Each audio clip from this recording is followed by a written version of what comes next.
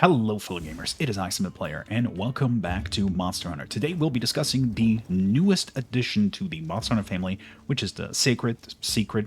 I've heard it pronounced multiple ways. I like Secrets, but sometimes I call it Seikret, just depending on the mode.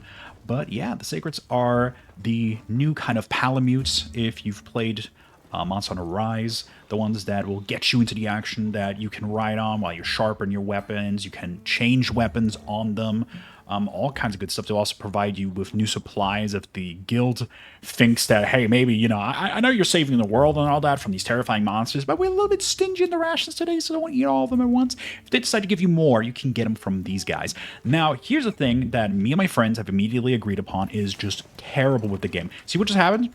I mounted it by hitting up on the D-pad, and it's just taken off. That's crazy. Why is it doing that? Well, it's because I actually gave it a little way marker here on the map. In this case, it was actually to my other camp right up here. But this is just kind of to show you what is so annoying about them, that they kind of take control away from you. Now, the game does briefly explain that, let's say I want him to go to this Chupacabra. You're going to hit... you're going to mark it, you're going to target it, like so. Now you can see the cursors following the monster. At the bottom, you see set waypoint of R3. So I'll show do that. And now it will automatically take off, and you can tell it to slow down if you wanted to. You can tell it to go slowly, sprint, all of that. And then the game will eventually tell you also that if you hold down the left stick, like if you just go somewhere else with the left stick, you just spin around and stuff, the Seikret will actually give you control back. So it's no longer following the monster's scent, right? Now it's just running into a wall. But the problem here is that it's still running. It's still just... I don't know what this is. I don't know what's going on here. Like, why is it still running? Like, it's not a car. I don't know why it's... And I didn't do anything for long enough. I let go of the left stick, so now it's running back to the monster. After a short period of time, it says, now you're done. I'm taking back over. So I'm telling it to go away. And see what's fighting me? It went straight back to the monster. See this? Like, you have to really, tell it, no, we're not going that way. And it's still not listening to me. It even says at the top, look at that, it says L, cancel auto move. Watch me L-ing. I'm L-ing all over the place. This is me using the L. And he's still not listening to me. It is so annoying and so bothersome to have to deal with this. And the fact that every single time, if you want them to stop running into walls and stuff, you have to hold down like R2 to make it slow down. It is so annoying. It's such a nuisance. Let me show you how to fix this. That's the most important aspect here. Back to the option menu. We're getting kind of used to this one, right? The gears up there system. We're going to go to options.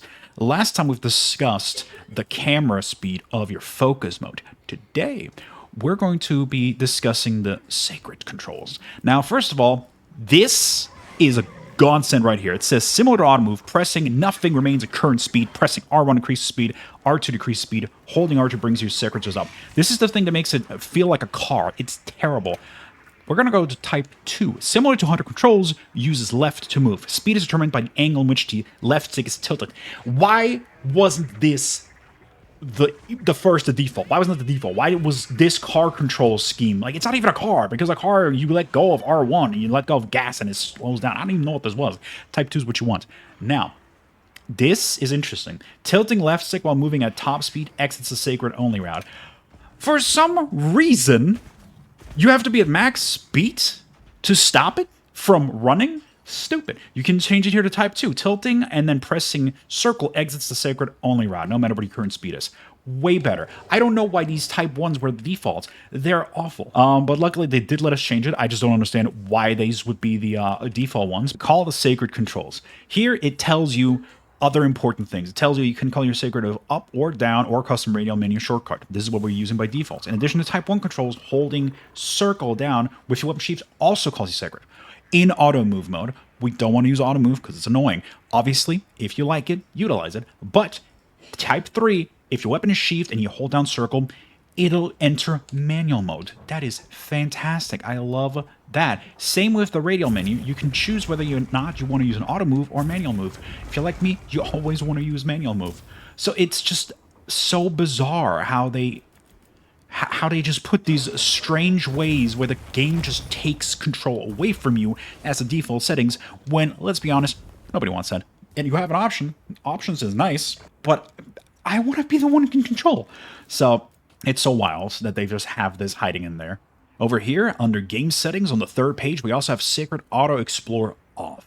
This way, if you don't put a waypoint on your Seikret, it will still try to run around. This way you can turn this off and it will just stop. It'll just slow the hell down and stop giving you grievances. So let's attempt this now. I'm sheathed. I'm going to hold down circle. I'm going to mount the Seikret. It's not moving. Isn't this lovely? Isn't this fantastic? And now you can still, apparently, according to up there, I can still have R1.